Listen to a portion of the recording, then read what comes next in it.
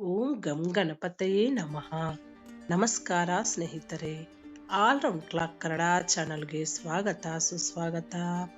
ಇವತ್ತಿನ ವಿಡಿಯೋದಲ್ಲಿ ಬುಧವಾರ ಬಂತಂದರೆ ಜ್ಞಾನ ಸಮೃದ್ಧಿಯನ್ನು ನೀಡುವ ಗಣೇಶನ ಆರಾಧನೆಗೆ ಭಕ್ತರು ಸಿದ್ಧರಾಗುತ್ತಾರೆ. ಬುಧವಾರ ಗಣಪತಿ ಪೂಜೆ ಮಾಡುವುದರಿಂದ ನಾವು ಹೇಗೆ ಜ್ಞಾನ ಮತ್ತು ಸಮೃದ್ಧಿಯನ್ನು ಗಳಿಸುತ್ತೇವೆ ನೋಡೋಣ ಬನ್ನಿ. ಈ ವಿಡಿಯೋ ಫುಲ್ ನೋಡಿದ್ರೆ ನಿಮಗೆ ಇನ್ಫಾರ್ಮೇಶನ್ ಇಷ್ಟ ಆದರೆ ಸಪೋರ್ಟ್ ಮಾಡಿ. ಹಂಗೆ ಈ ವಿಡಿಯೋದಲ್ಲಿ ಯಾವುದೇ ಶುಭ ಕಾರ್ಯವನ್ನು ಪ್ರಾರಂಭಿಸುವ ಮೊದಲು ಗಣೇಶನನ್ನು ಸ್ಮರಿಸಲಾಗುತ್ತದೆ. ನಮ್ಮ ಯಾವುದೇ ಕೆಲಸದಲ್ಲಿ ಪದೇ ಪದೇ ಅಡೆತಡೆಗಳು ಎದುರಾದರೆ ಗಣಪತಿ ನಾಮಸ್ಮರಣ ಮಾಡಬೇಕೆನ್ನುವ ನಂಬಿಕೆ ಇದೆ. ಇದು ನಮ್ಮ ಕೆಲಸದಲ್ಲಿನ ಅಡೆತಡೆಗಳನ್ನು ನಿವಾರಿಸುತ್ತದೆ. ಗಣಪತಿಯು ಸಮೃದ್ಧಿ ಮತ್ತು ಜ್ಞಾನವನ್ನು ಕರುಣಿಸುವ ದೇವನಾಗಿದ್ದಾನೆ. ಬುಧವಾರದಂದು ಗಣಪತಿಯನ್ನು ಪೂಜಿಸಲಾಗುತ್ತದೆ. ಸಮೃದ್ಧಿ ಮತ್ತು ಜ್ಞಾನವನ್ನು ಗಳಿಸುವುದಕ್ಕಾಗಿ ಬುಧವಾರ ನಾವು ಏನು ಮಾಡಬೇಕು ನೋಡೋಣ ಬನ್ನಿ. ಮಹಾಭಾರತ ಬರದ ಗಣೇಶ.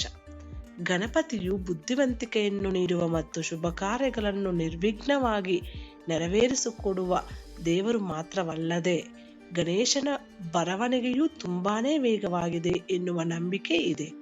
ಈ ಕಾರಣಕ್ಕಾಗಿ ವೇದವ್ಯಾಸರು ಮಹಾಭಾರತವನ್ನು ಬರೆಯಲು ಗಣಪತಿಯನ್ನು ಆಯ್ಕೆ ಮಾಡಿಕೊಳ್ಳುತ್ತಾರೆ. ಬೇರೆ ಯಾವುದೇ ದೇವರು ಬರೆಯಲು ಶತಮಾನಗಳ ಕಾಲ ತೆಗೆದುಕೊಳ್ಳಬಹುದಾದ ಮಹಾಭಾರತವನ್ನು ಗಣಪತಿಯು ವೇದವ್ಯಾಸರ ಆಜ್ಞೆಯ ಮೇರೆಗೆ ಶೀಘ್ರದಲ್ಲೇ ಬರೆದು ಮುಗಿಸಿದ್ದಾರೆ.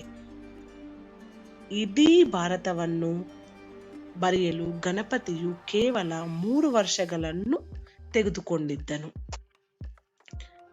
ಬುಧವಾರ ಏಕೆ ಗಣಪತಿ ಪೂಜೆ ಮಾಡಬೇಕು? ಬುಧವಾರದಂದು ಗಣಪತಿಯನ್ನು ಪೂಜಿಸುವುದಕ್ಕೆ ಸಂಬಂಧಿಸಿದಂತೆ ಒಂದು ಕತೆ ಇದೆ. ತಾಯಿ ಪಾರ್ವತಿ ಗಣಪತಿಯನ್ನು ರಚಿಸಿದ ದಿನ ಬುಧನು ಕೈಲಾಸದಲ್ಲಿ ಇದ್ದನು. ವಿನಾಯಕನನ್ನು ನೋಡಿದಾಗ ಬುಧದೇವನು ತನ್ನ ದಿನವನ್ನು ಅಂದರೆ ಬುಧವಾರನನ್ನು ಗಣೇಶನಿಗೆ ಸಂತೋಷದಿಂದ ಅರ್ಪಿಸಿದನು. ಈ ಕಾರಣಕ್ಕಾಗಿ ಬುಧಗ್ರಹದ ಪ್ರತಿನಿಧಿ ದಿನವಾದ ಬುಧವಾರದಂದು ಗಣಪತಿಯನ್ನು ಪೂಜಿಸಲಾಗುತ್ತದೆ. ಗಣೇಶ ಲಕ್ಷ್ಮೀ ದೇವಿಯ ದತ್ತು ಪುತ್ರ. ತಾಯಿ ಲಕ್ಷ್ಮಿಗೆ ಮಕ್ಕಳಿರಲಿಲ್ಲ. ಈ ಕಾರಣದಿಂದ ಒಂದು ದಿನ ತಾಯಿ ಲಕ್ಷ್ಮಿ ತುಂಬಾ ದುಃಖಿತಳಾದರು.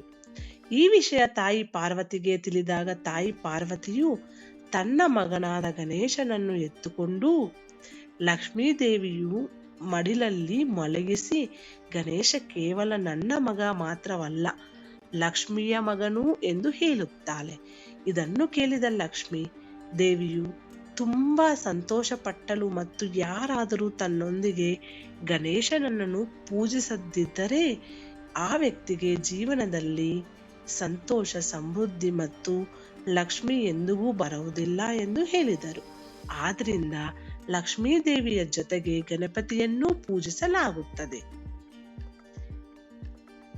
ಗಣೇಶನ ಅಣ್ಣನ ಹೆಸರು ಕಾರ್ತಿಕೇಯ. ಒಂದು ದಿನ ಕೈಲಾಸದಲ್ಲಿ ಯಾರು ಮೊದಲು ಪ್ರಪಂಚವನ್ನು ಸುತ್ತುತ್ತಾರೋ ಮತ್ತು ಕೈಲಾಸಕ್ಕೆ ಹಿಂತಿರುಗುತ್ತಾರೋ ಅವರು ಪಾರ್ವತಿ ದೇವಿ ಮತ್ತು ಭಗವಾನ್ ಶಿವನನ್ನು ಹೆಚ್ಚು ಪ್ರೀತಿಸುತ್ತಾರೆ. ಇದನ್ನು ಕೇಳಿದ ಕಾರ್ತಿಕೇಯನು ಪ್ರಪಂಚದ ಪ್ರವಾಸವನ್ನು ಕೈಗೊಳ್ಳಲು ಹೊರಟನು. ಆದರೆ ಗಣಪತಿಯು ತನ್ನ ಪೋಷಕರಾದ ಶಿವ ಮತ್ತು ಪಾರ್ವತಿ ದೇವಿಗೆ 3 ಬಾರಿ ಪ್ರದರ್ಶನೆಯನ್ನು ಹಾಕಿದನು. ಈ ಮೂಲಕ ಗಣಪತಿಯು ತನ್ನ ಬುದ್ಧಿವಂತಿಕೆಯನ್ನು ಪ್ರಸ್ತುತಪಡಿಸಿದನು. ಗಣಪತಿ ದರ್ಶನ ಮಾಡುವ ವಿಧಾನ. ಗಣಪತಿಯ ಬೆನ್ನ ಹಿಂದೆ ಬಡತನ ನೆಲೆಸಿದೆ ಎಂದು ನಂಬಲಾಗಿದೆ. ಆದ್ರಿಂದ ಯಾವಾಗಲೂ ಮುಂಭಾಗದಿಂದಲೇ ಗಣೇಶನ ದರ್ಶನ ಪಡೆಯಬೇಕು. ನೀವು ದೇವಾಲಯದಿಂದ ಹೊರಗೆ ಬರುತ್ತಿದ್ದರೆ ನಂತರ ಮಡಚಿ ಕೈಗಳಿಂದ ಹಿಂದೆ ಸರಿಯಿರಿ ಮತ್ತು ಮಡಚಿದ ಕೈಗಳಿಂದ ಹಾಗೆ ಹಿಂದಕ್ಕೆ ಬನ್ನಿ. ಇದು ಸ್ನೇಹಿತರೆ ಇವತ್ತಿನ ವಿಡಿಯೋ. ಮುಂದಿನ ವಿಡಿಯೋದಲ್ಲಿ ಸಿಗೋಣ. ಅಲ್ಲಿವರೆಗೂ ಧನ್ಯವಾದಗಳು.